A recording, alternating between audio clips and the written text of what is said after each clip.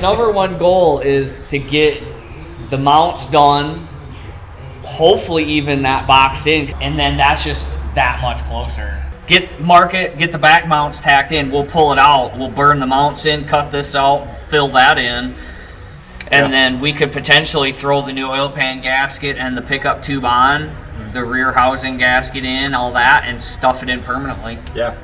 David Unda. All right, watch your digits. All right, give it a shake, make sure it's kind of centered. Oh, it was. Right? Yeah, I think it's right. Yeah, I think so too.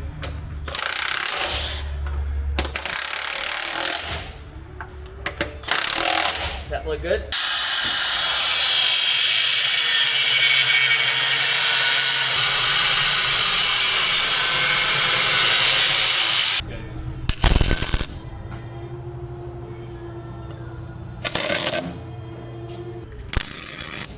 All right, so this is gonna be our front engine mount. So right now it's just tacked together, but it'll sit on the truck like that. And then we'll have to build a couple or weld a couple pieces. This goes right onto the frame. And we'll have a couple gussets that come over. And that's basically what it is. And that'll go kind of from there over there and kind of right in front of the engine to mount it.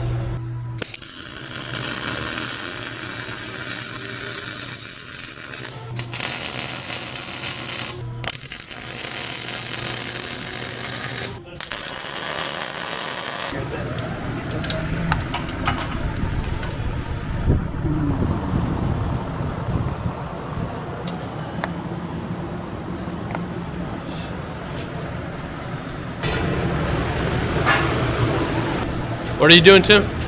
We're building the rear engine mount. Thank you, appreciate that. The rear engine mount, driver's side.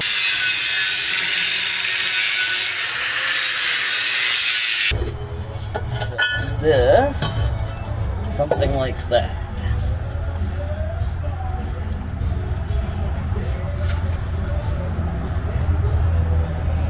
I really like the way that is. Probably a little long, but I'd rather have it a little long than too short. I just don't know if it's gonna make putting the engine in hard.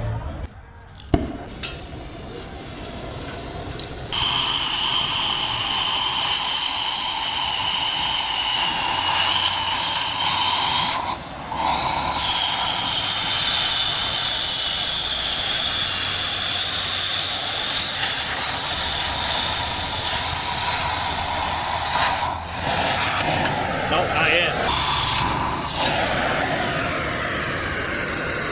Once we clean it up, it'll go right in. We are mocking up this engine mount here. We got it all cut out and ready to go. I'm gonna grind the frame a little bit so it's good and clean. And then we're gonna spot weld it in place. All right, so driver's side engine mount is in and spot welded. We'll do a little bit more gusseting once the engine comes back out, but it's in place. Let's see if we can see that. And then passenger side, we're just getting ready to spot weld in. I'll get some better light on there. And then the engine will come out. We'll weld them all up, gusset them up, and then the engine will go back in for the last time. All right. I'm gonna unbolt these mounts. Let's pull this engine. Okay. Yeah. Rear motor are out. We just gotta unbolt the front one. I don't know how it's gonna come out. There's motor mounts in there now. Yeah.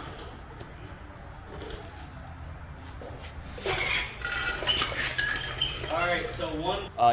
So we're gonna dock the corner of this to make in and out easier. That's what was catching, so we're going to take the corner right off this. Yep. And then this is rubbing the cradle or that cross member. So here's close. Yeah, so take a good. What are you doing, Tim? We are replacing the electric gas pedal from the 5.4 with a Ford early 2000s gas pedal. Let's see if it bolts in. The bolt holes line up, that's a plus.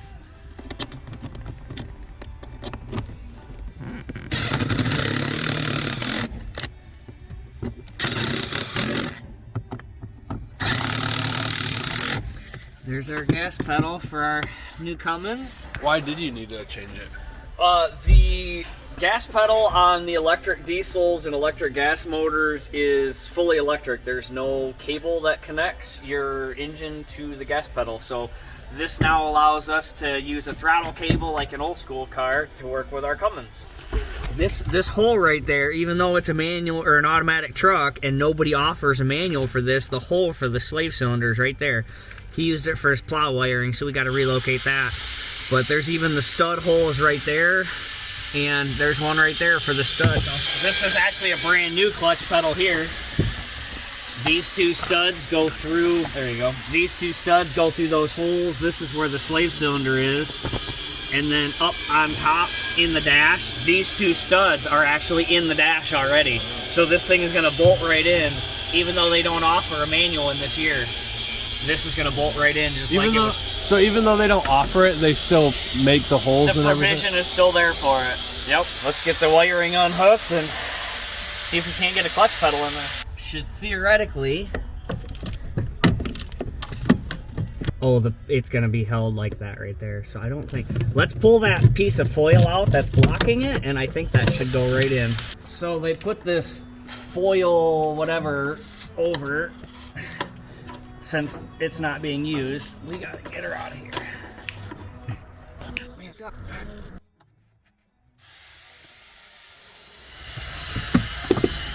Not hurt myself here.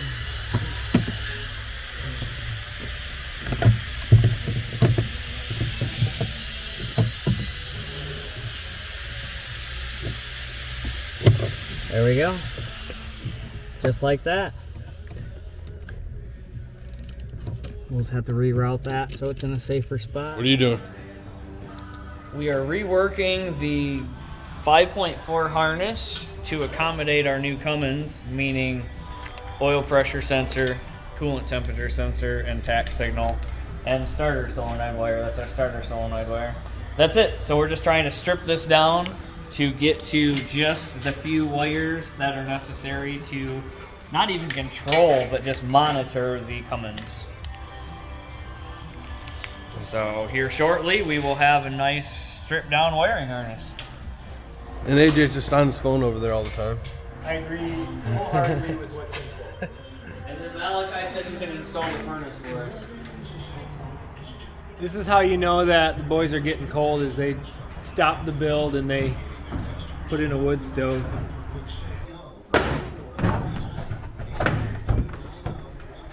What's up?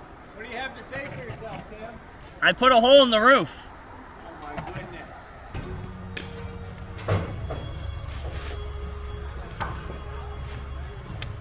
Put ice in there. Is that where it needed to be? Yep. Are you sure? I'm positive. Positive. It's leaking. Let's point it. Yeah. Is that good right there? Right there is good. We found that we have, where's that bracket? This bracket, the factory Ford bracket, is designed to hold an AC compressor. And this is the highly sought after high mount AC compressor bracket apparently. Everybody doing Cummins swaps wants this bracket. So there's, I think it's a Dodge AC compressor will bolt right up to these very nasty looking holes. And then the alternator mounts up here, and this replaces the AC compressor. So we tested it. The Ford AC compressor does not fit here, but yeah, even with the turbo mounted up high and the alternator keeping the factory truck alternator, all we have to do is tap these holes out, clean the rust out, and we can put a Dodge AC compressor here.